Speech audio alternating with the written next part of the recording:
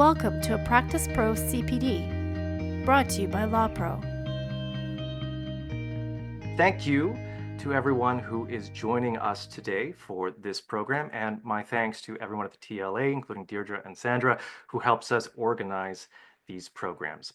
My name is Sean Erker, and I am the legal writer and content manager at LAWPRO, and this is one of our programs in a continuing series called Thursday Tips with LAWPRO and the TLA. We do 6 of these CPDs every single year in collaboration with the TLA, focusing on practice management techniques and, from LAWPRO's view, risk avoidance to help hopefully avoid some of those potential malpractice claims down the line. So this program is called What They Didn't Teach You in Law School, and we're going to be focusing on what we're calling the 3 M's: marketing, management, and mentorship, because they're 3 key elements for building a practice in Ontario, a legal practice, but they aren't really covered in law school. They're kind of expected to be picked up as you go, which can be a bit difficult. So hopefully we're going to try to lay out some of the groundwork and give some practical advice on moving forward with those topics. Now, before I start, I just want to let you know that I'm speaking from Toronto, which is also where the offices of LAWPRO and the Toronto's Lawyers Association are located. I respectfully acknowledge that Toronto is on the traditional territory of many nations, including the Mississaugas of the Credit, the Anishinaabe, the Chippewa, the Haudenosaunee, and the Wendat peoples, and is now the home of many First Nations, Inuit, and Métis peoples. Toronto is covered by Treaty 13 with the Mississaugas of the Credit.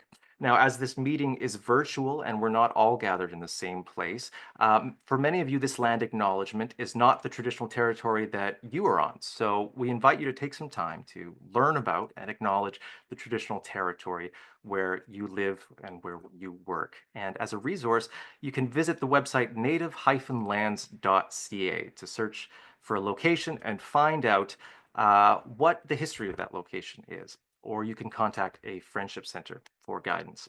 So just a few housekeeping matters before we start. The program materials can be found in the chat, and they will be reposted throughout the program. So if you miss it now and you have a hard time scrolling up to the top, we will try to continually repost the link. It can also be found at practicepro.ca/CPD on the webpage for this particular program. This is the What They Don't Teach You in Law School program. And at practicepro.ca/CPD, you can also find the recordings of our previous programs. So you can watch all of those on demand, and this program will also be available on demand starting next week, approximately. And it will be available at that same website. This program does qualify for 90 minutes of professionalism CPD, and it also qualifies for 1 risk management credit, which will give you $50 off your LAWPRO insurance premiums in the future. If you have any questions throughout this program, please put them into the Q&A box, which is at the bottom of your Zoom screen. Now, the Q&A box is different from the chat box, but it is easier for us to navigate in order to collate those questions. We're going to try to answer the questions at the end of the program, so feel free to add them into the Q&A at any time and direct them at a particular speaker. And at the end of the program, we will collect those questions and put them to the specific speakers or who the question best pertains to. Other than that, if you are having any difficulties, please let us know in the chat if there are any technical issues for that. I would like to start us off. Actually, before I do that, I'm just going to give you a brief introduction of the speakers and their subtopics, because this program is going to start with a discussion from Mark Hunter and Mauro de Camara, who are going to be talking to us about marketing for law firms. This is definitely a topic that I never heard about in law school, but for sole practitioners or people who are taking a management position within their firm, it is a key element of their practice and can occupy, sometimes many lawyers tell me, this day a week focusing on things like marketing and gathering new clients. After that, we are going to hear from Sandra Behar, who's going to talk to us about management techniques. Again, this is helpful not only for people running a law firm, but for people who are working with staff either underneath them or above them, or parallel to them. It's about working in collaboration in an office and the different kinds of management techniques that we can use to further our own practice as well as our colleagues. And then we're going to hear about mentorship. Now, when we talk about mentorship, in some ways that's kind of the catch-all for anything else that you didn't learn in law school, because having a mentor or a community of people that you can reach out to say, this has come up in my practice and I've never encountered it before. What should I do? How should I proceed? And for some people, that might be a practice management question about how to build their practice from a business perspective. But for other people, they might have actual legal questions about something that has come up that they've never encountered before. And in all of those scenarios, having, whether you call it a mentor or whether you call it a community that you can reach out to and ask questions to, is a key element of being able to build your practice and succeed. So we are going to hear from Sophia Vankalwala on this topic of management. She is a communications counsel here at LAWPRO, works with me. And then we are going to hear from Sina Hariri, who is going to talk to us about the LSO's Coach and Advisor Network. Now, I'd like to introduce Mark and Mara to talk to us about marketing. Thank you, Sean, and good morning, everyone. You're in for a real treat, as Sean just pointed out, I think, and I'd like to thank our host, LawPro and TLA, for putting on today's event. Mara and I are really excited to get things started by spending the next 15, 20 minutes talking about ideas, practices, about your marketing mix, with our goal is to help you improve how you're spending your marketing time and effort. So we want to just get things started with what we call the simplified mix of tools to help get you noticed. So let's starting with digital. I think it's nearly impossible today to have your practice today without a website, even a most basic one. Clients and prospects need to have a way to find you, learn about you, and the services you offer.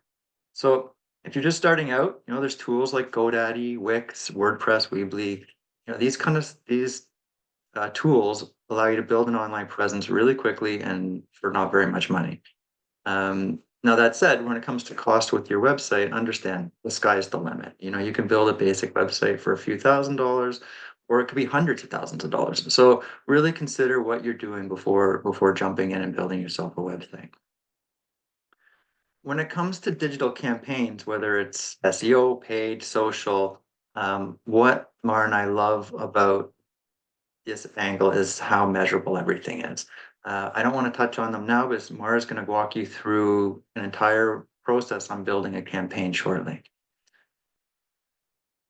Now let's look at networking. I think when we talk about networking, it really is one of the best ways to build your community, but it's not something everyone's really comfortable with.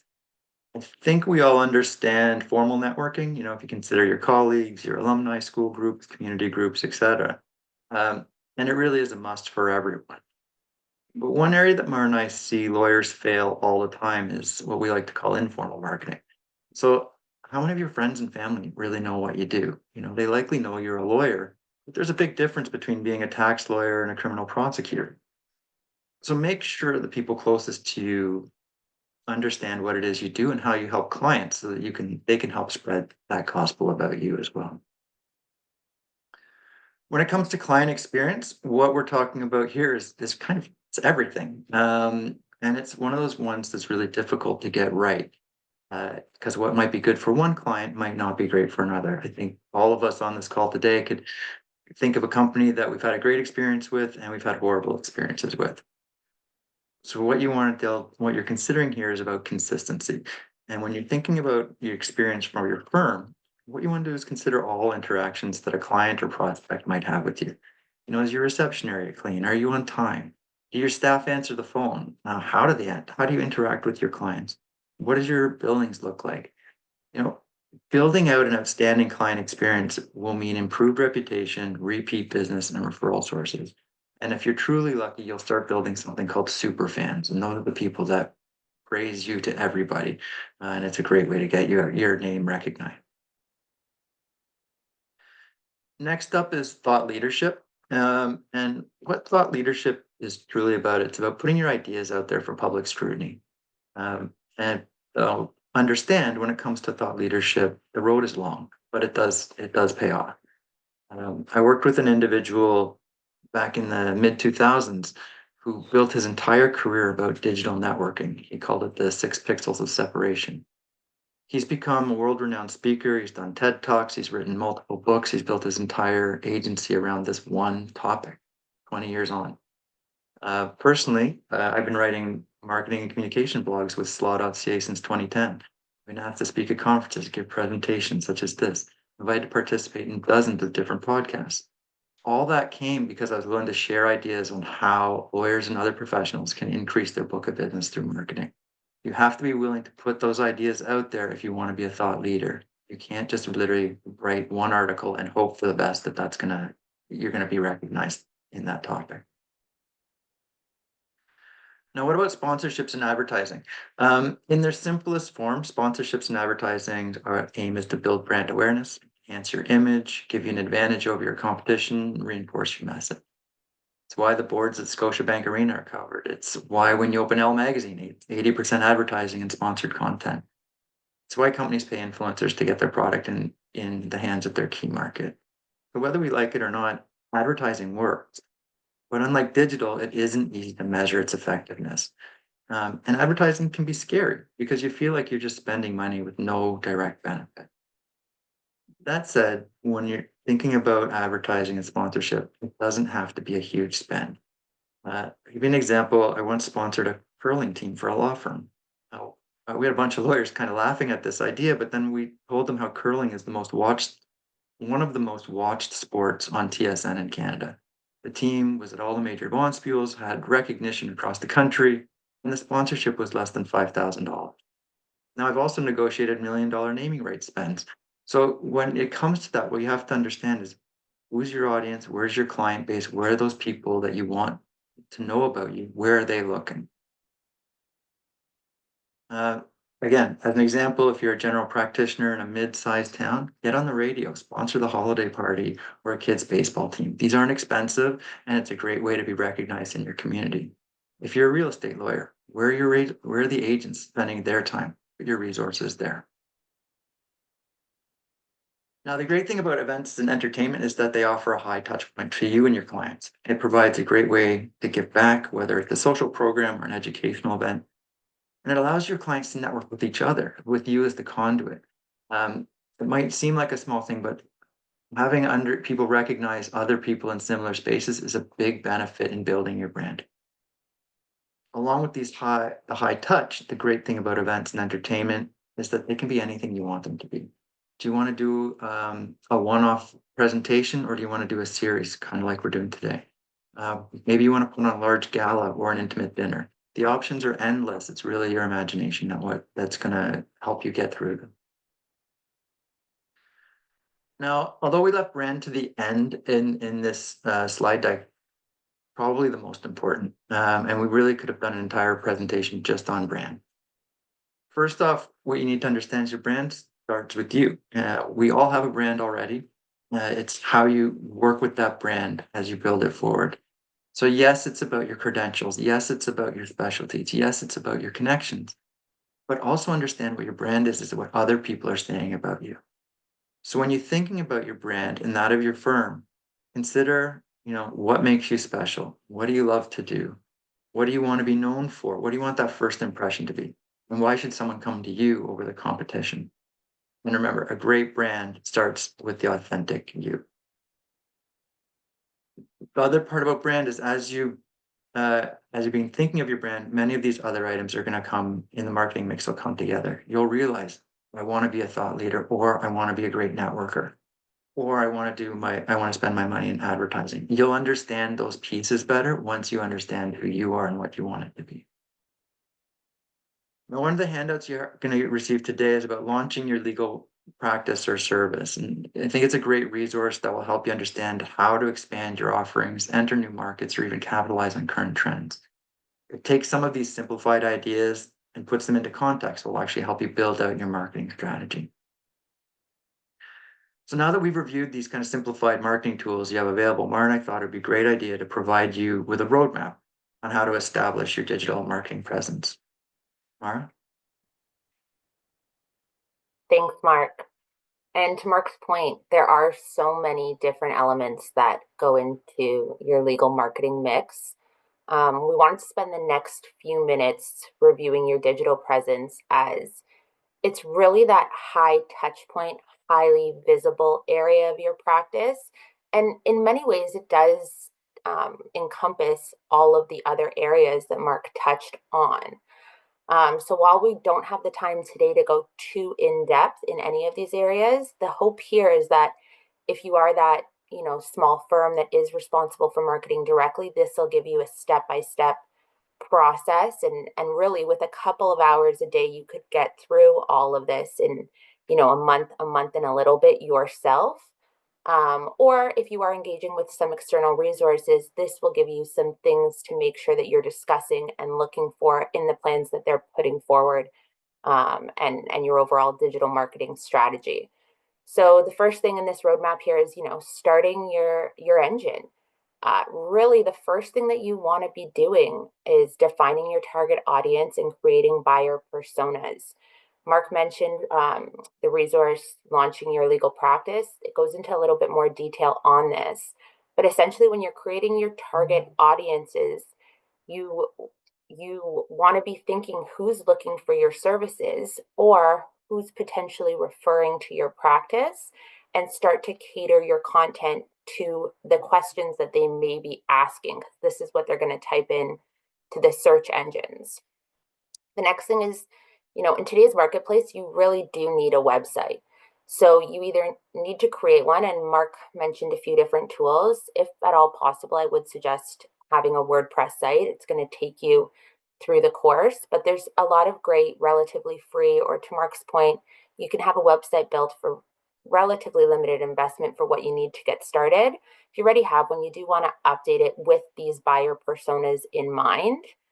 And then you want to spend some time getting to better understand search engine optimization. This is SEO. It's a buzzword that's been flying around for a few years now, but it really should be at the heart of your digital marketing strategy. And essentially, search engine optimization is the process of optimizing your website to rank higher in search engines. A key thing I always like to remind people is Google's purpose is to deliver relevant content to the user. So if you're keeping your buyer personas in mind and you have a good keyword strategy, your content is going to answer the questions that people are naturally asking. There are some on-page technical elements that you're going to want to become familiar with, like your header tags and your meta descriptions, and you're going to want to go in with these keywords and make sure to put them in. An example of this is, a small estates firm optimizes its website by using relative keywords like estate lawyer in Oakville. They put these in the titles, the meta descriptions, headers into their blog posts, and they're able to see significant increase in their organic rank when people are searching for these things.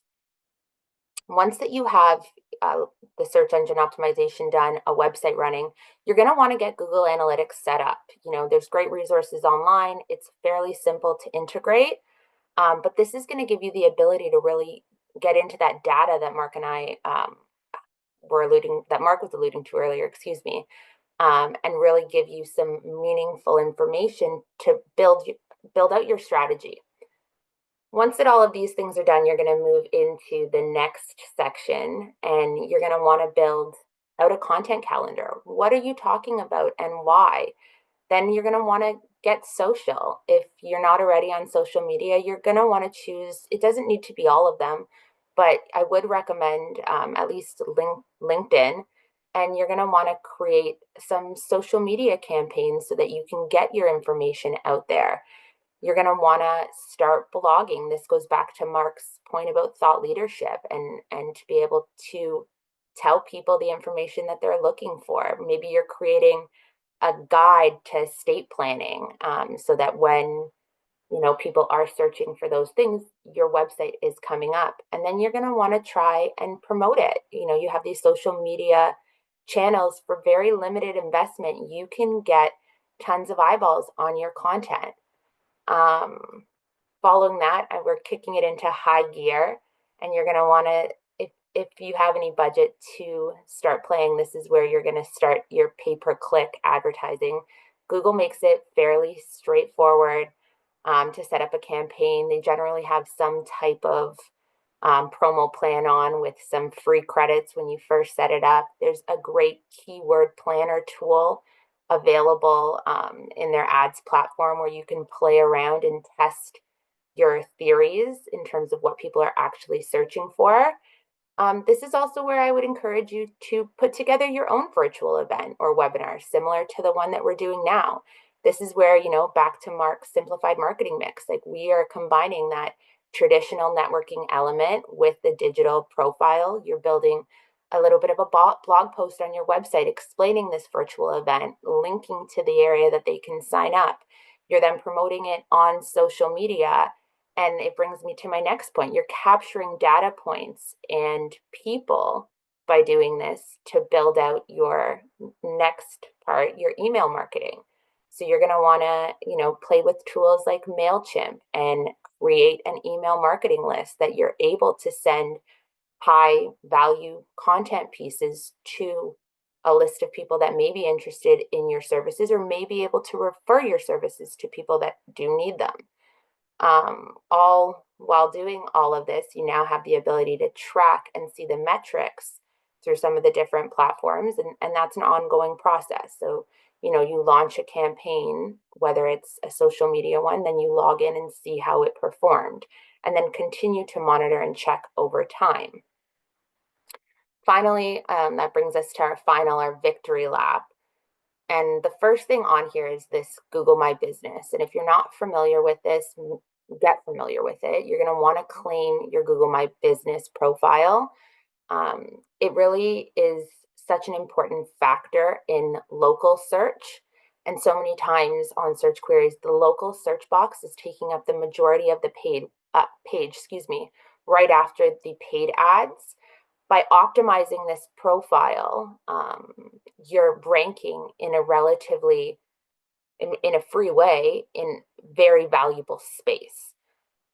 One of the key indicators for this Google My Business are your reviews.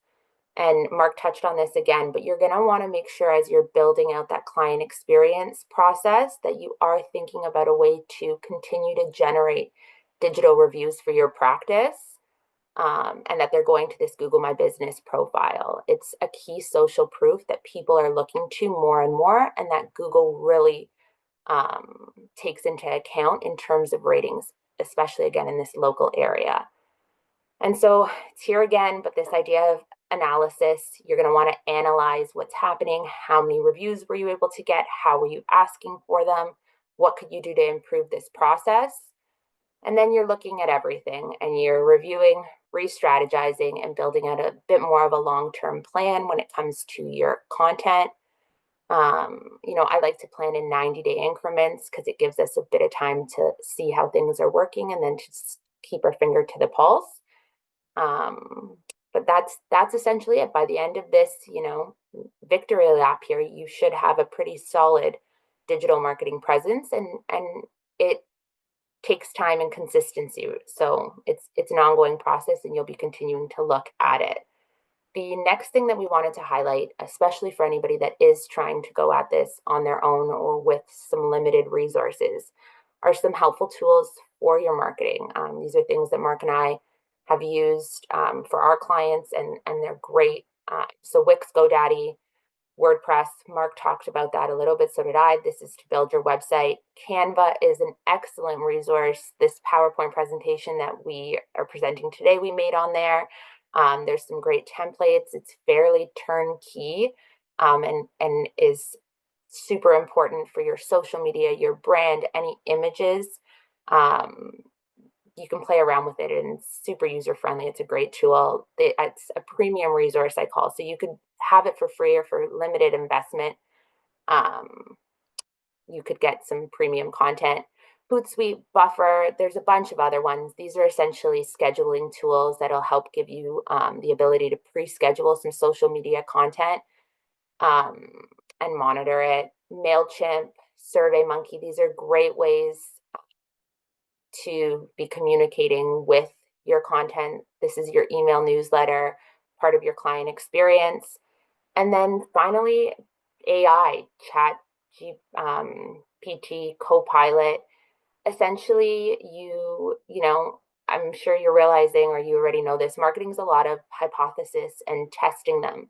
So these AI is a great way to test some of your hypothesis and get an idea of what's going on um, online. And I'm realizing that I'm coming up to my time here. So perfect timing. Great to see you, Sean and Mark. I'll pass it back over to Mark to wrap us up. All right, thanks, Mara. So yeah, just we shared quite a bit with you this morning, and we hope it was helpful, but we want to just get these last couple points for you, bring it back together. We really want to emphasize that marketing only works when you commit to it. Doing a little bit of this and a little bit of that, it's not going to work. You might see some short-term wins, but you really need a strategy that works for you and your practice. The worst thing you can do with marketing is really respond to things on the fly. Whereas if you have a plan, you can easily see if an opportunity makes sense. Another article we've shared in your package is actually about having a plan. It's a straightforward resource and it'll help you track your progress and your commitment to marketing. As we've touched on, you don't have to do everything. Be selective with your marketing. Do what makes sense for you and your practice. Do what you're comfortable with. And you don't have to do it yourself. There are tons of resources, free resources out there. There's people like myself and Mara who are here to help. Give you an example. I have clients that I run all their marketing strategies. I write all their thought leadership pieces, build their websites, the entire gamut of their program. Mara has clients that they call her for every event throughout the year without question. These lawyers understand that it's cheaper, it removes their stress to have consultants help work with them. The point, though, is dedicating time and resources to the right things will only help you in your marketing effort and business development effort. With evaluation, we are talking about evaluating opportunities for ROI and evaluating what you're doing regularly. So another one of the handouts you're going to receive today is about how to do a marketing audit. And that article gives you 10 steps involved in to do a complete audit to help you all evaluate what you are doing with your time. And finally, be intentional. We left this as the last point today, but we really hope it'll resonate with you. Good marketing doesn't happen by accident. Develop your plan, review it regularly, and make decisions based on what's working for you. I think just to close here, Mara and I love talking about this stuff. We could have taken all of your time today and appreciate what the time we had. Feel free to reach out to either of us if you have questions. We'd be happy to share our knowledge with you. And again, thank you everyone for your time, and we hope our presentation and resources will provide you with the tools you need to be successful in your legal marketing efforts. Sean? Thanks so much, Mark and Mara. That particular slide deck will be posted to the practicepro.ca/CPD page for this program after the program is completed, including the contact information for Mark and Mara if you would like to reach out to follow up on any of these subjects. I know we do have a few questions that have already gone into the Q&A. We're going to be saving those for the end of the program, but we will be able to get to some of them at least. So thank you so much for putting them in there. We are keeping an eye on them, don't worry. I'd now like to invite Sandra to join us, and she's going to be talking to us about management. Hello, everyone. So happy to join you. We're going to switch gears here. We're going to be talking about how to improve practice management with mindset. And I love how Mark and Mara, you ended up with the intention, because that's the beautiful synergy between our conversations. Okay, so let's start with what is mindset. Mindset is our collection of beliefs, attitudes, and values. This is how we interpret what happens around us and why we respond or react in a certain way. So sometimes we have a fixed, stubborn, stuck mindset, and other times we're more open, depending on context, depending on our history, depending on the people. So let's look at an example. Maybe, there's somebody in your office that is used to having formal email correspondence and in-person meetings, and that's their preference. And their feathers get all ruffled when they get these quick impromptu texts that are about their work and pressures to work asynchronously. And vice versa, right? So the people who are used to working the other way their feathers get ruffled when they're asked to do these more formal writing and in-person meetings. So imagine if these people could get together and just be curious about each other's experiences.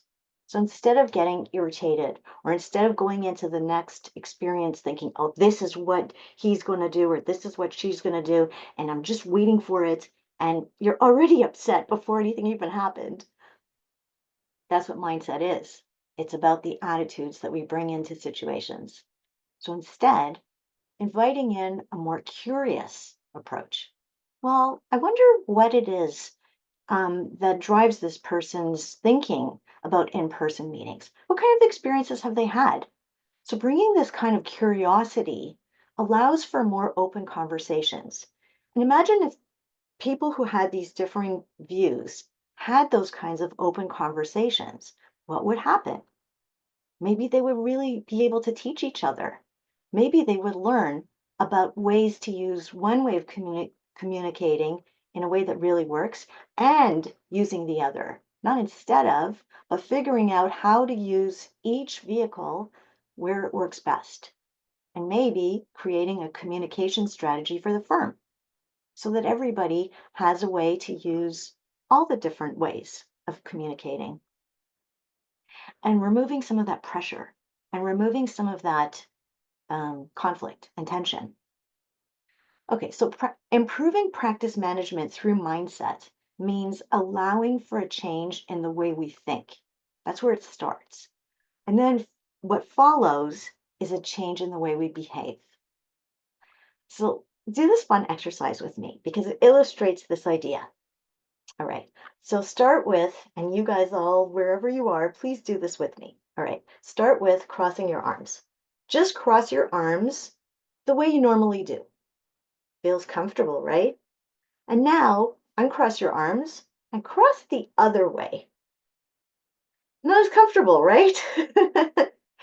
And just feel into that, that discomfort, feels awkward, feels weird. Some people I've done this with, they're like, what? No, my arms don't go that way. And let's do it one more time. Okay, so uncross, cross the way you normally do. Ah, feels better, right? And one more time, the opposite way. Even a tiny bit less uncomfortable after one try. So it's very interesting because what this tells you is, there's always change going on in the world.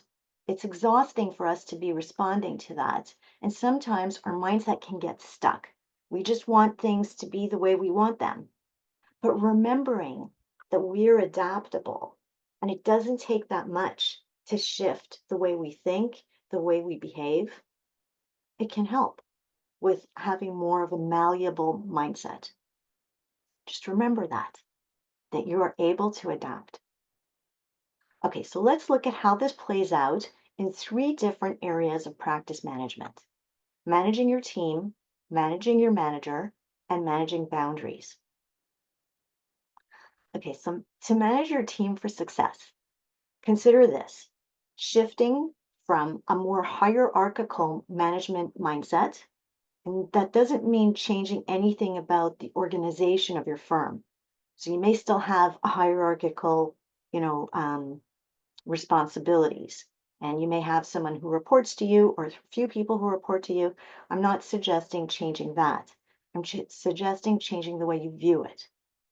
So shifting from a hierarchical management mindset to a partnership mindset. And a partnership mindset means that even if people report to you, it's your job as their manager to partner with them so that they succeed, to help them to succeed. Okay, so just as a quick example, so maybe somebody does this piece of work, they draft a brief, and you're not happy with it. And it's not the first time you're not happy with it. So it's easy to assume the worst. They weren't paying attention. I gave them feedback. Why weren't they listening? They didn't try hard enough. I'm annoyed. But if that's what you do, you'll just keep getting the same result. And if instead you give them the benefit of the doubt. So here we go back to that idea of curiosity. Maybe something went wrong that you don't know about. And what is it? So if you take this step back and you treat that relationship with respect and trust, then what you can do is give yourself permission to be more direct about your expectations and to place more of the onus for problem solving on the other person. So it's not your job as the manager to solve all the problems. And that actually gives opportunity for the other people, the people on your team to grow, which is what they want. And it takes some of the weight off your shoulders. Okay, so giving them the benefit of the doubt, you can ask a lot of questions. Where did this go wrong? This is what we were looking for. You can go back to that previous submission where you had given feedback and ask, maybe they didn't understand, or refuse to go through it and suggest that they review the previous feedback, or find out what they didn't understand. You may discover that you have a problem with your training. You may discover that some of your systems need to be updated. You may discover that you need better templates, better precedents, or there may be other issues hidden to you. Maybe the workload is too high and you didn't realize it.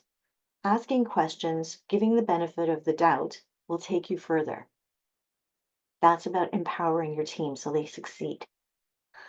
Okay, so other ways to manage your team for success um, when it comes to giving feedback is to make sure that your feedback is usable, balanced, and fair. It's not enough to just give feedback. It has to be given in a way that somebody can actually work with it. And that will look different for each person, but in some ways it needs to be consistent across the board. I'm going to tell you a quick little story. Uh, it's from a book I read about giving feedback, and I can provide the name of the book, Sean, if you want to include this in the resources. So there's this manager who has two people reporting to him, and one is a woman and one is a man, and they have the same job. And this man feels uh, uh, different levels of comfort with these two people that report to him. And so he handles their performance reviews differently. And when he speaks to the man, he gives him very direct, short, abrupt comments because he feels like he doesn't get his back up. And he feels like, oh, I can be really critical. And it doesn't seem to bother him. So he's very, brief in his statements and he doesn't hold back.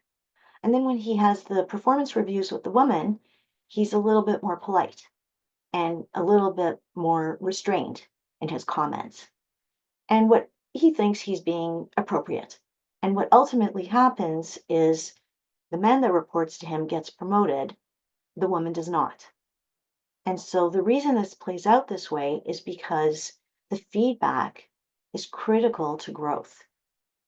So while this manager was trying to do the right thing, or so he thought, what he ended up doing was holding back this woman that reported to him because she didn't have the information to grow. That feedback is information. And I see a lot of this kind of holding back in professional services, not just at law firms, all kinds of professional services managers do this. And they do it for different reasons. Some managers, they're scared of hurting people's feelings.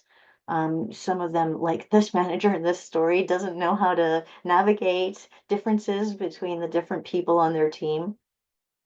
And there are always ways to learn how to do that, including asking questions. It's always a good way. Working with coaches and advisors and consultants, another way, getting training. And, the other thing is some people struggle more with people pleasing. If you know that's you, that's where mindset comes in, where you can check yourself and understand that that's where you're coming from. Calm that need for the people pleasing down before you go into this kind of a meeting and stay clear on your intention. So if your intention is, I'm giving this feedback so this person can grow, they will feel that. And that will take away some of the, feeling of feeling criticized.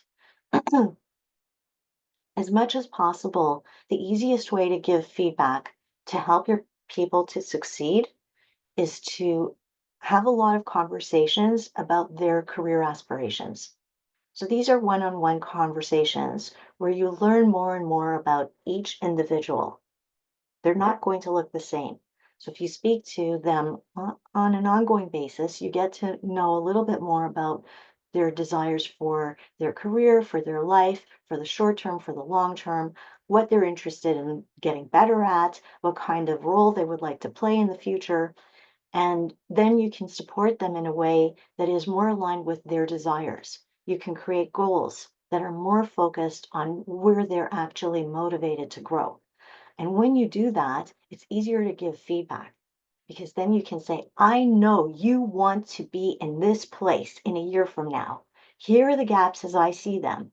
My job is to help you get there. So here are the areas where you need some work, and here's what I can do to help you with that. What else do you need? So now this is the idea of being a partner.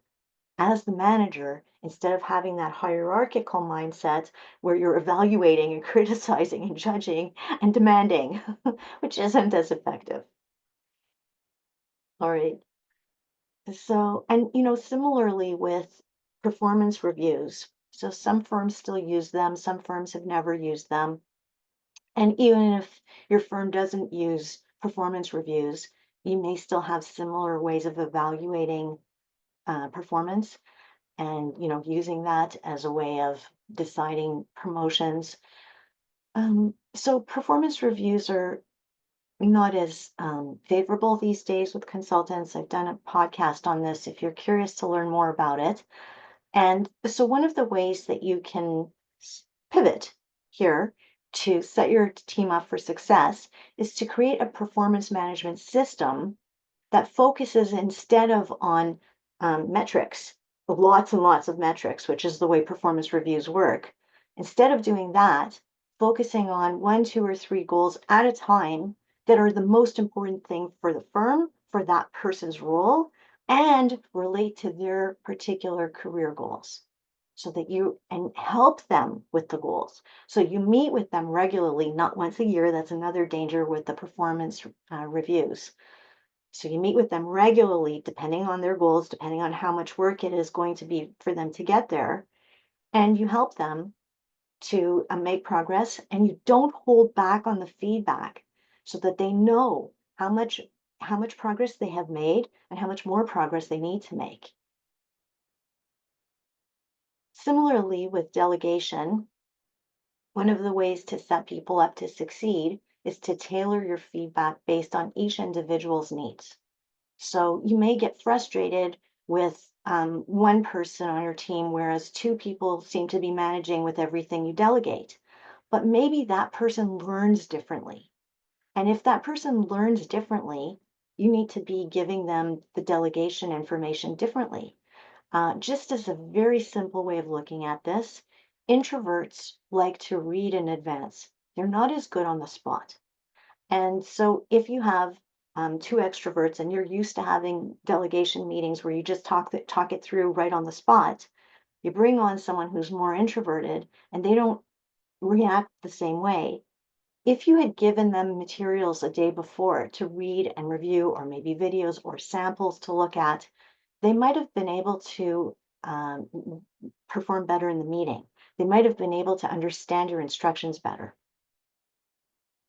Okay, so let's move on to managing your manager. All right, and with the mindset that is more about being problem solver rather than having these rigid thinking about roles and responsibilities. So again, it's getting away from that hierarchical thinking without changing the actual hierarchy. So you're thinking about your supervisor almost like they're a client instead of a supervisor who's evaluating you. So if your supervisor is like a client, it's your job to think about, well, what do they care about most? How do they like to communicate? What are the problems that they're trying to solve? How are they evaluated? What are their biggest needs? And so it's your job to anticipate that and to be proactive about suggesting solutions. So if your manager is looking for efficiencies, well, it probably isn't that hard for you to find out that your manager is looking for that. And maybe you have ideas about suggesting better ways to use technology. You can be proactive about that. If they're looking for profit, maybe you have some ideas about better ways to docket. You could test it, train others, help them help you. And similarly, you don't have to wait. If there's something that you need from your manager, ask for it. Don't expect them to be mind readers. So if you need more mentorship, you need more training, you need more feedback, ask for it. If you're feeling burdened by your responsibilities and you don't know how to do it all, work with them to create a priority management system and a check-in system so that you are being proactive about protecting your job and that relationship with your supervisor. And the third way is to better manage your boundaries. Okay, so here what we're doing is shifting from automatically taking things on, whether you want to or not, so feeling like you're cornered, to an intentional mindset where you take the lead and you set clear expectations about what works for you, what doesn't, and then you follow through on them consistently, but not rigidly. So boundaries can be physical, mental, emotional, and they're different for everyone. Some boundaries are about generational differences, but they may not be. So be very careful about your biases when you see these preferences from others. And just assume you don't know. Ask questions, be curious, be respectful. So let's say you have a hard time completing big pieces of work that require a lot of concentration because you keep getting interrupted by your colleagues or clients. Setting aside a block of time for a specific task or on a regular basis in your calendar can help you to do the research to get ready for court. But you need to let people that you work with in your office or your clients, let them know that this is how you organize your time. Remind them if you need to, but remain flexible also if you need to. And, sometimes boundaries are about the small things. Like if you're in back-to-back meetings, asking for your meetings to begin at 5 after. It's such a small ask, but sometimes it feels like too much to ask for. But then what happens if you don't ask for these small things? You get burnt out, you feel resentful, you didn't have the break you needed. You bring in all your busy mind from the last meeting, and you bring it into the next meeting, and then you're not really present. So sometimes asking for what you need means that you're going to be better able to service the clients or the managers or the colleagues that you're meeting with next. I see you, Sean. Okay, I'm going to wrap it up shortly. So sometimes managing boundaries, what we've been talking about is doing it for your own personal boundaries, but sometimes it's collective. So as a group, you can do this together. As a team, you can collaborate to establish your office policies, balancing client needs with your hours of operations, and creating policies that you then inform clients about as you onboard them. Who's going to work on this account? What are the fees? What is the scope of work? What can you expect? And then remind them at every turn and have this conversation again every time you make changes. And I'm going to leave you with a challenge. All right. So now, anytime you find yourself running into disappointment, frustration, feeling guilted about what you need to do, ask yourself, what is my mindset now? Ask yourself, is my mindset fixed? And what can I do to change it? Okay? Because your mindset's malleable. All right. Thank you. Thank you, Sandra. Just a reminder, you can put any questions you have for Sandra or any other speakers into the Q&A. And now I would like to invite Sophia to join us, who is going to introduce our final topic for this program, which is about mentorship and about establishing those communities and knowing who you can reach out to about all of those questions that we're always going to have, because all of us are learning new things every single day. So Sophia, I hand it over to you. Thank you, Sean. When I was a new lawyer, I just finished articling, I ended up staying at the firm I was at, but one of my good friends from law school who articled at a criminal law firm. She said she's opening up her own firm. And I was, one, completely in awe of her, but I said to her, like, do you feel comfortable doing that? Like, how about if you have questions, you don't know what you don't know? And she said very confidently, she goes, well, I can't remember the number. She's like, I have 10 lawyers that I can call, and 2 have agreed to mentor me. And I was like, that's fantastic. That is the perfect way to do it. She ended up having a very successful criminal law practice, and then eventually she ventured into real estate, and the same thing. She shadowed a few lawyers, and she had people on speed dial that she can call whenever she had questions. So, it's just an example of how crucial it is for lawyers to have mentors or knowledgeable colleagues to call. And it doesn't have to always be the same person for the same type of question. So, you might have someone that's really great at answering substantive questions, like, I need to know the limitation period for, this particular type of file. Or if you have a procedural question, I need to file this application to court, never done it before, how do I do it? And then drawing on some of the other topics discussed today, you might have colleagues, mentors, knowledgeable, other lawyers in the industry that you want to ask about marketing, what's worked for them, and equally important, what hasn't worked for them. Maybe you're trying to figure out how to brand yourself, and there's a lawyer out there that you've seen that's done a really good job. Well, reach out to them, ask them, how did they do it? What worked for them? Talking about management. Maybe you have a law firm and you're hiring more staff is remote, and so far it's been working for you, but now with more people, you might want to reach out to other law firms who have already done it successfully, or you think that they've done it successfully, and ask what works for them in terms of workflow management and internal communication and security. Now people have laptops at their home that they're working at.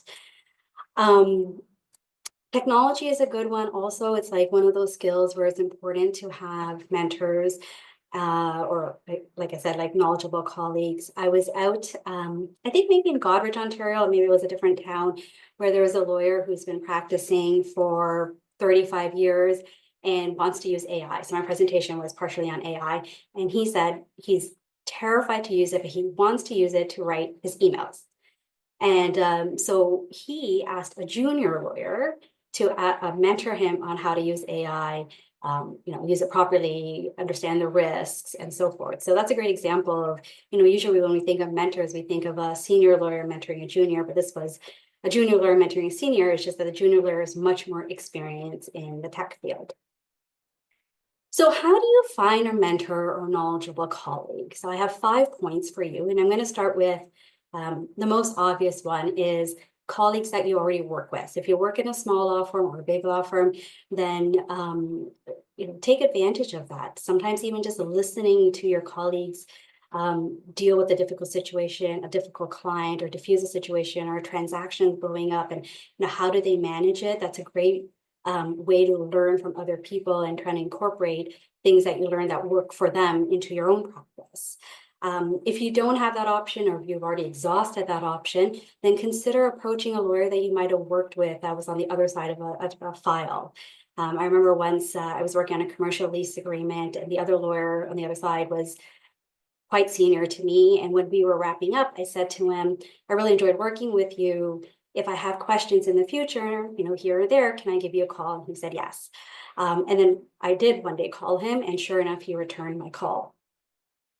Point 2, law associations. A lot of law associations, local or regional, have mentorship programs. One example is, and this is just a random example, Durham Region Law Association has a formal program where they pair junior lawyers with more experienced lawyers for a particular area of law. The Ontario Bar Association also has a similar program. In your materials, you'll find a list of associations with links. The list is slightly older, so some of the links might not work, but it's a great way to find associations, and then you could go onto their website and see if they still offer that program. 3, CPDs and networking events. So if you've gone to a CPD and you've heard a speaker speak on a particular topic, keep those notes. You might want to call them or email them one day to say, I heard you speak on this topic, whatever event, and I had a question. Can you call me or can you email me? Do you have 15 minutes? And more often than not, I have found that people call me back. I would say 9 out of 10 times when I was in private practice, people called me back, and often they were cold calls. Like they don't know who I am, but I know who they are. Talking about CPDs and networking events, this type of forum is great. It's very convenient, but try to make a point to go to in-person events also, 2-3 times a year, because it's a great way to meet people. I try to force myself outside of my comfort zone when I go to these events. So if it's breakfast or coffee or lunch or whatever, that's part of the CPD. I purposely try to sit with people that I don't know. Now, it's great to catch up with people that you do know, but you grow your network by sitting with people you don't know, or maybe you've only met once or twice. And that's, you get to know people who are within your own area of law, and then, keep their information and grow your network. Point number 4. So lawyers who write articles and blogs. I once had it was a file, there was an argument about clearance, RST clearance certificate with the other lawyer. We were going back and forth, and I was like, I think I'm right. And it wasn't about right or wrong. It was about, representing my client and protecting myself. So I found this article a lawyer wrote, a very seasoned lawyer out in Ottawa, and I cold called and I said, I read this article that you wrote. I have a question. Would you be willing to talk it out with me? And sure enough, the next day he called me back. I know it's hard sometimes making cold calls and making connections like that, but I promise you do it once or twice, you'll get used to doing it. And what's the worst case? They won't call you back, no big deal. And my 5th suggestion was, and this is a little bit more untraditional and probably newer, like in the last 10 years. There are some great Facebook groups that are dedicated to areas of law. I know of the real estate one, because I'm part of it, and then the wills and estates ones, but I know there's ones for other areas of law. It's a great way to ask a question, and not suggesting run with the first answer you get. Obviously, you still have to do your own due diligence, but you get a wider audience if you're looking for a resource and you just want to bounce an idea or get some guidance on what other lawyers think. Just wrapping up, and before I turn it over to Sina, it's really important to forge these relationships before a crisis, or if you're venturing into a different area of law, or you're trying to take on more complex files. You want to have these relationships beforehand, kind of like on speed dial, so you can call them and ask these types of questions, substantive, procedural, technical, whatever it might be. Often we get questions at Practice Pro. So Practice Pro is LAWPRO's risk management division. And sometimes those questions are legal questions. They're asking, us a legal question. They're working on a transaction and we can't answer legal questions. And that's when I will suggest some of these options of how to find a mentor or knowledgeable colleague to reach out to. And one of the suggestions I give is reaching out to the LSO's Coach and Advisor Network program. So on that note, I'm going to turn it over to Sina Hariri. He's counsel and manager of practice management supports at the LSO. Wonderful. Thank you for having me here today. I'm excited to springboard off your valuable insights and talk to everyone about the Coach and Advisor Network, or CAN, as one additional support that's available for lawyers. And just to start, a lot of what I'll be talking about today can be found on our website, which you can access by searching for Coach and Advisor Network LSO or CAN LSO in your browser. So what is CAN? CAN is basically a volunteer network of lawyers and paralegals supporting fellow licensees through short-term engagements that focus on client work or developing best practices. The goal is to help licensees do great work in the public interest, and it's actually funded by your annual fees, which are paid to the LSO, so it's free to use. A little bit about the history of CAN. It was approved by Convocation in January 2016 in response to the practice of law becoming more complex, the profession increasing in its diversity, and the quickened pace of change in substantive law business structures and technology. And the program was launched in November 2016, so several months after that. And since launch, we've made a total of nearly 5,500 matches. So, as you can imagine, this has obviously become another resource that's become quite popular, especially after COVID, with so many people going solo and using virtual offices, for example. Now, CAN complements other types of post-licensing support, such as mentoring and CPD, but it's a little bit different from mentoring, which can, it's a great support for networking, general career advice. But with CAN, it's a little bit different because it's short-term, outcome-oriented, practice focused, and it's really designed to have a high positive impact result to its user. The idea behind it, the inception, was really to provide licensees, many of whom might be sole practitioners, but really we get people using the service from all walks of life, is to provide them with the person down the hall, somebody you can basically just rely on for a quick question or maybe some guidance on how to deal with the aspects of your practice. The program is run by the Practice Supports and Resources Department at the LSO, and our staff basically engage in recruiting volunteers, reviewing the volunteer profiles, reviewing the participant requests, and engaging in the matchmaking. And we really do try and make an optimized match that tailors to what the participant is really asking for and what our volunteer base can provide. But the backbone of CAN are really the 500 volunteers that we have coming from a diversity of practice areas, cultural backgrounds, and communities, and who provide coaching and advising virtually. So without them, the program doesn't really work. So it's really thanks to them. Many of our volunteers are in solo or small practices, but they also come from all practice settings. We've got people from community legal clinics, in-house, government, private practice, not-for-profit, et cetera, et cetera. But the one thing they all have in common is they all have to be licensees of the LSO and entitled to practice law or provide legal services in Ontario. Generally speaking, they can't be the subject of a licensee suspension, a bankruptcy, open complaint, or investigation. And advisors in particular have to be currently practicing law or providing legal services. And so the way this all kind of comes together is a participant sends in a request for time with a coach or advisor. We sometimes have a call with them just to make sure we're on the same page about what they're looking for. And then we go through our list of rosters of volunteers to try and find the best match meeting as many of the requested criteria as possible. And from there, we reach out to the volunteers to assess availability. And if they're available, we make the match and it's off to the races. A couple of points to kind of appreciate about the service. One is confidentiality and conflicts checking.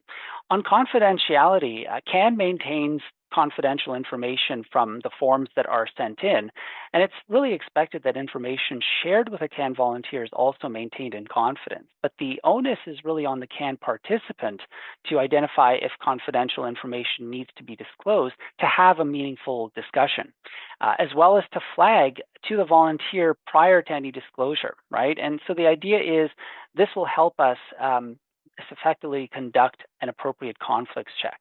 Now, all CAN volunteers and participants are still bound to comply with their confidentiality obligations to clients per the rules of professional conduct. And so if it turns out that there's confidential information needed for the discussion, you probably want to get consent from the client.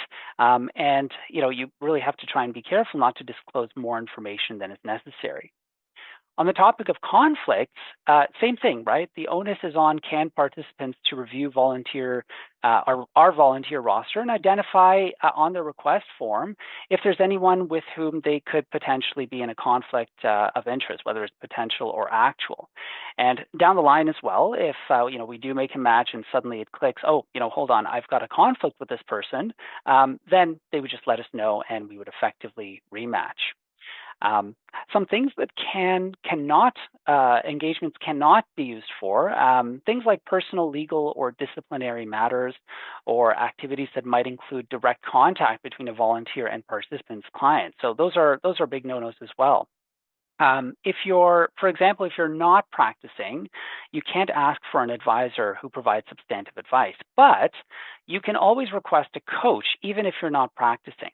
And the idea behind all of this is really to ensure that CAN is a supplement to the participant's practice. It's not a substitute for their own research, analysis, judgment, and advice. And you may be asking, how this all works from a liability standpoint. And LAWPRO covers CAN engagements, which is great. And as long as the several factors are in place, and again, this is the framework for the CAN engagement itself, LAWPRO covers it. So the relationship is confirmed in writing, which the terms of the coaching engagement or advising engagement are via the forms. There's no contact with participants or no lawyer-client relationship created with either those clients or for the participants. Participant understands that they're personally responsible for satisfying themselves with any suggestions given. There's also a waiver that extends to the volunteers. The scope of the CAN engagement is very clearly defined. And again, the rules of professional conduct also apply as well. So CAN facilitates all of these requirements, which is why it's covered by LAWPRO. And really the engagements are designed to reduce risks, not only to volunteers and participants, but also to the clients that they serve, so that really they can focus, so the lawyers can focus on their professional development and practice issues. But on top of this, it's also a great way to network with other licensees and give back to the profession. So if you're looking to grow your practice or you have a substantive question answered, then this is a great resource to look out for. And if you're a volunteer or a participant with CAN, you can claim the time spent discussing those substantive or procedural law or practice management topics up to the maximum of your annual hours of CPD. So it's a great way to get CPD hours, which is great, especially since we're approaching the 2024 December 31st deadline. Nudge, nudge, wink, wink. So that's another one of those benefits that CAN offers. So I want to talk a little bit now about who can be a coach and really what kind of experience they have. So CAN coaches are Ontario licensees who are approved to join the roster, and they can have any level of experience. We've got people who have essentially just opened their practice, all the way to people who have retired for many years. And really, they can be practicing, not practicing, retired. They can be employed as in-house counsel. And really, we want this broad range of information and knowledge available, because what coaches are really doing is problem solving and decision making capacity and building this with the participant so that it increases the participant's competence and confidence through the engagement and the connection. And so it's 6 sessions, with the first session being a 1.5 hour intake session with the coach, really where goals and objectives are discussed. And after that, it's followed by 5 30-minute sessions over a 3-month period where those goals are going to be further explored and hopefully reached. And coaches really help ask the kinds of questions that help the participant clarify, the problem or issue that they're, trying to really address, identify the challenges that they might have, create awareness around what things that they've tried, what strategies have worked, what hasn't, as well as generate ideas about other options and sharing their experience, right? The coach's experience as potential solutions are generated. And finally, it's to commit to an action plan that, creates the outcomes that the participant wants. And like I mentioned, with coaching, we've got a broad, diverse of requested areas, but our top 5 coach areas happen to be career development, opening your practice, firm management, file management, and entrepreneurial approaches. But we've got a whole bunch of other areas, including communication skills, contingency planning, time management, and work-life balance strategies. So these are all things that coaches can basically assist with. Now, in contrast to coaches, advisors are Ontario licensees who are currently practicing law or providing legal services, which is a little bit different from coaches who can also be retired or not practicing.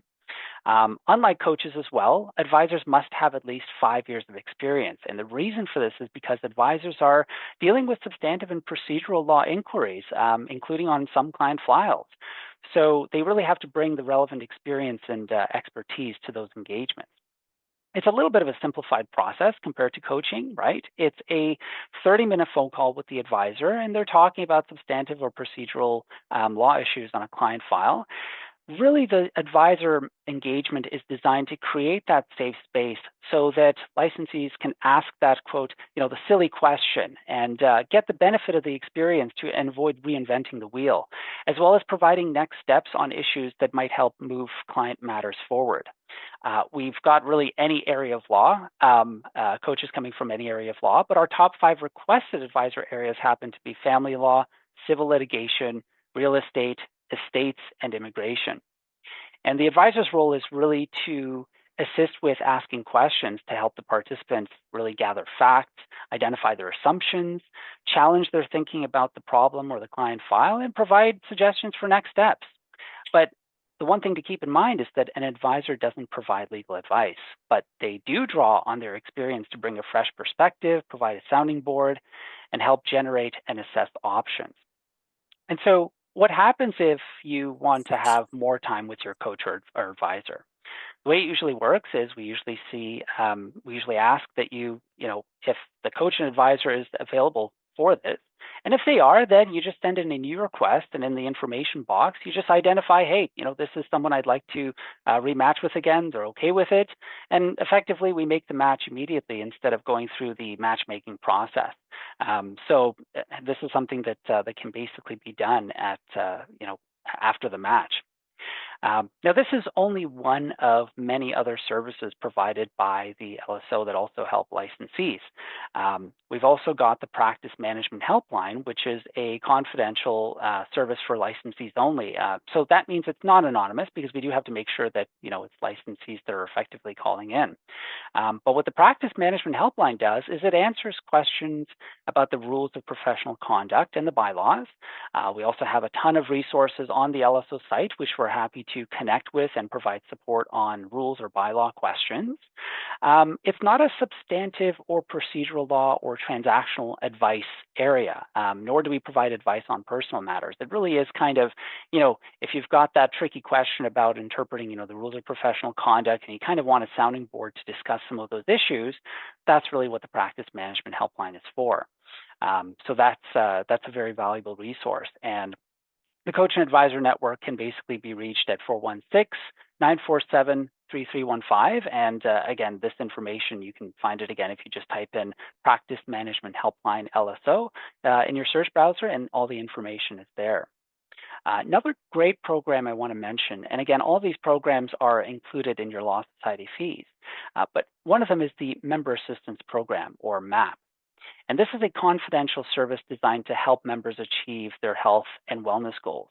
And really what they do is they provide support related to addiction, mental or physical health, work-life balance, career, family, or other issues.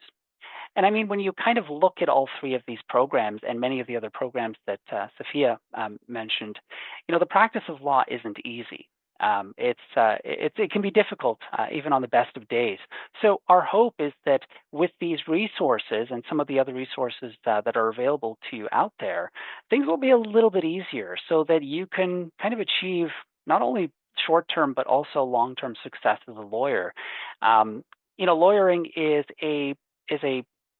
really, it can be transitional, right? You start off in one place, you might end up in another. And so there are lots of shifts and changes that come across your way. And, to kind of navigate that, this is where a lot of these resources can be very valuable. So we're really hoping that, you find value in some of these resources. And again, they're included in your Law Society dues, so they're free to use. And, we encourage everybody to use them. So hopefully this has been a little bit helpful in providing insight into what CAN is and what some of these other resources that are available.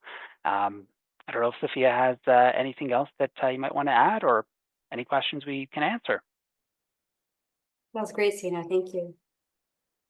Thanks so much, Sina. So that brings us to the end of our collected program, but we do have some time here to answer some questions. So if you have additional questions, you still have some time to put them in the Q&A box. But to start off, I want to invite Mark and Mara back on the screen to answer a few questions that have been directed specifically at marketing and the content of their original presentation. So I'm just going to give these first couple of questions to both of you, Mark and Mara, and you can feel free to jump in whichever one of you feels more energetic to start answering questions. But the first is going off of the discussion that you had during your program regarding SEO optimization and advertising on Google and how to take advantage of those online search functions. The question is saying, do you know whether there's any kind of differences or optimization techniques that change if what you're trying to target is AI-enhanced search engines? How does that impact the marketing approach with regards to online SEO? I'll jump in here. I think AI is still relatively new and we're forever learning. That doesn't answer the question at all. But what I will say and what I've read is basically when we were talking about those buyer personas and answering questions, your content strategy really wants to be targeted to that, answering any kind of open-ended questions, because that's essentially what the AI is pulling from.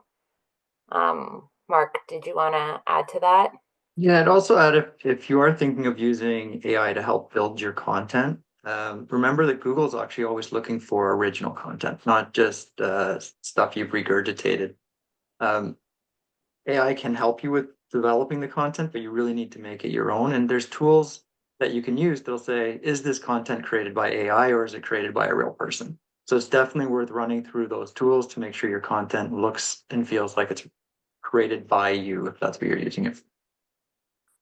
Well, Mark, I'm going to follow up with another question to you because you are already on my screen. And we have another question that says, what do you recommend to reduce the awkwardness of asking for a Google review?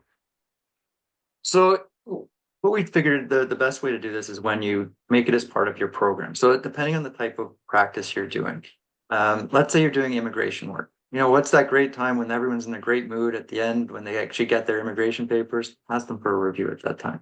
Maybe you are a personal injury lawyer and you're giving them that check. They're in a great mood. Ask for your Google review at that time. There's different ways and different programs to put into place for them. Some people like to incentivize clients to do that. I know that's not necessarily what you're supposed to do, so keep that under wraps, but there are some lawyers out there that do that. It can be awkward, but if you help them, if your client understands it's helping you and it's going to help other people in their situation by giving a review, many people are willing to provide that feedback. I'll add just briefly to that. Two parts that we've learned over time is one, don't ask for a review until you've done something for the client and there's something to prove. And the second part is like to Mark's original point about being authentic. We found a high rate of success when you say, I'm really working on building my digital strategy, and this would really help me.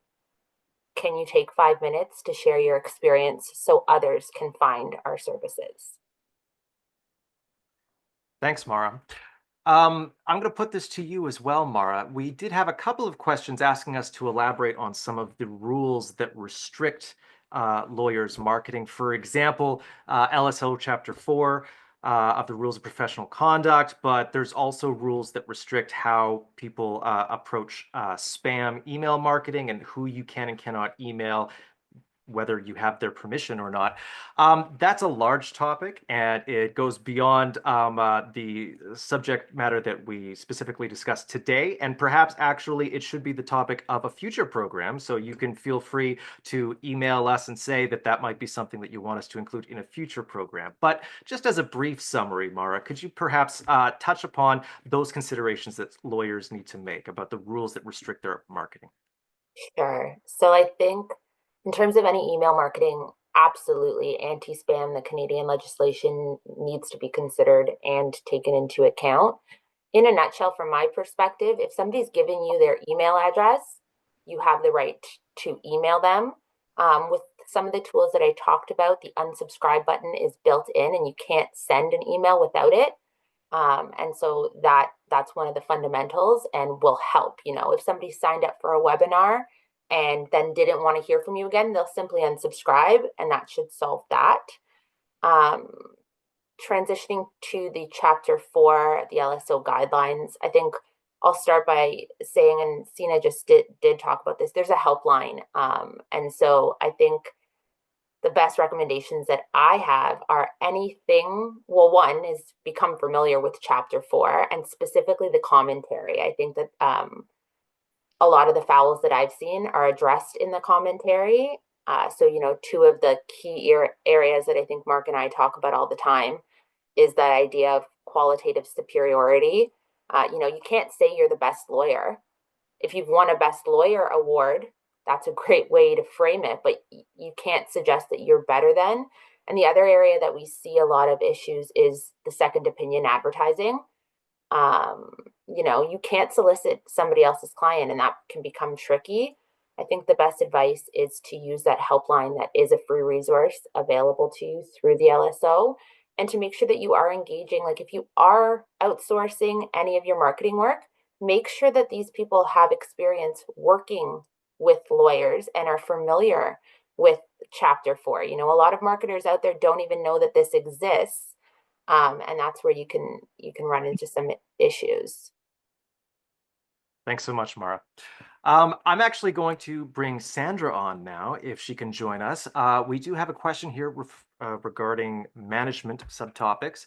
And Sandra, one of our attendees asked about your opinions on the impact of bringing on a managing director to a firm that isn't themselves a lawyer. So that's mostly about bringing in someone who's more focused on the administrative management rather than kind of piling it onto the managing partner's responsibility, so to speak. And what are your experiences with that, and how do you think that can help, or the pros and cons?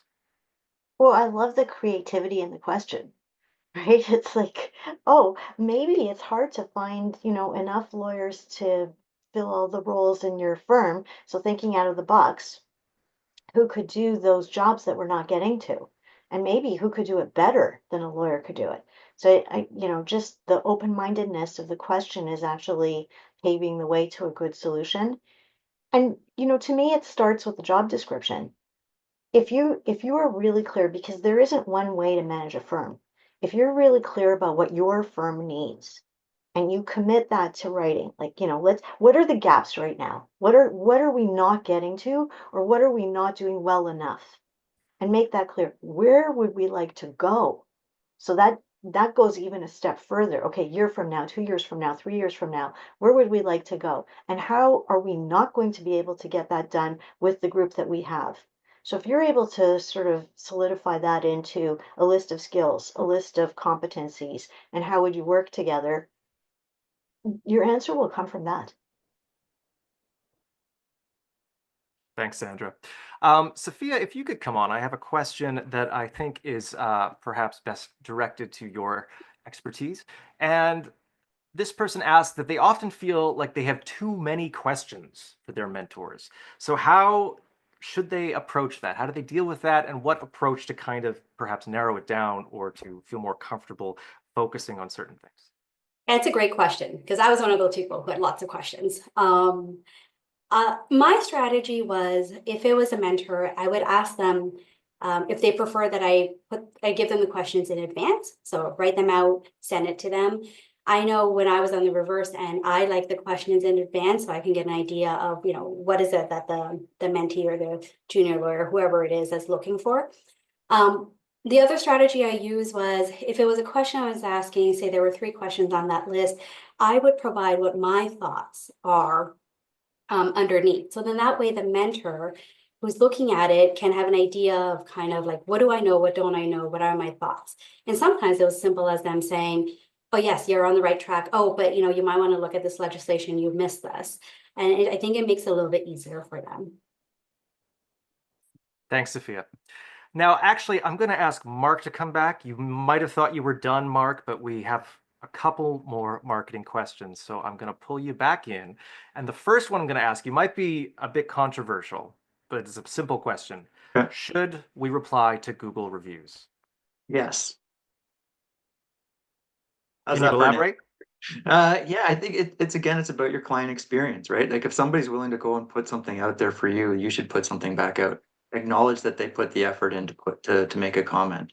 If it's a bad review, you want to make sure that you're finding out what that problem might have been and take that. You don't want it to fester online. You want to make sure you take that offline and find out what the answer is, but you want to be able to respond to people. Okay.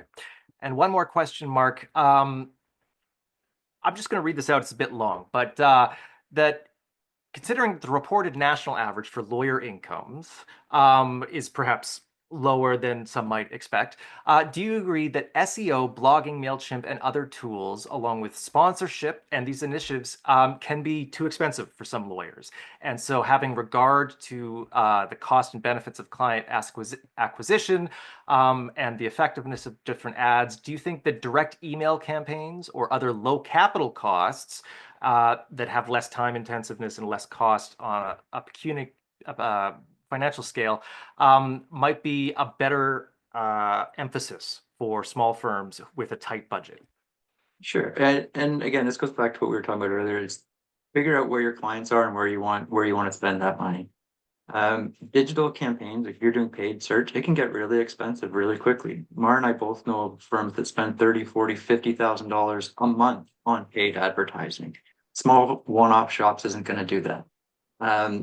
Things like email marketing are super cheap. You know, you can do campaigns for very little money. You can get, if you're using something like MailChimp, then monthly or annual memberships for one-off fees to do them for you.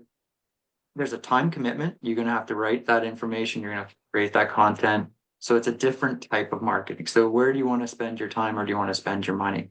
But I really think what you need to do is know what your budget is, know what you want to spend, and then start considering where your market is and where the best bang for that buck is.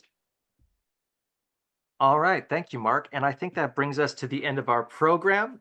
Just to wrap up again, you can find the practice management written materials, the program materials for this program at practicepro.ca/CPD under the What They Didn't Teach You in Law School program. The link is also in the chat, so you can directly download the PDF from there.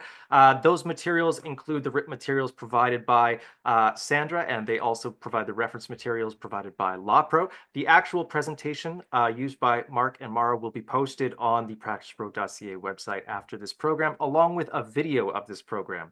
As a reminder, this is worth 90 minutes of professionalism CPD and is also worth a risk management credit, which can be used at LawPro to take $50 off your future LawPro premiums.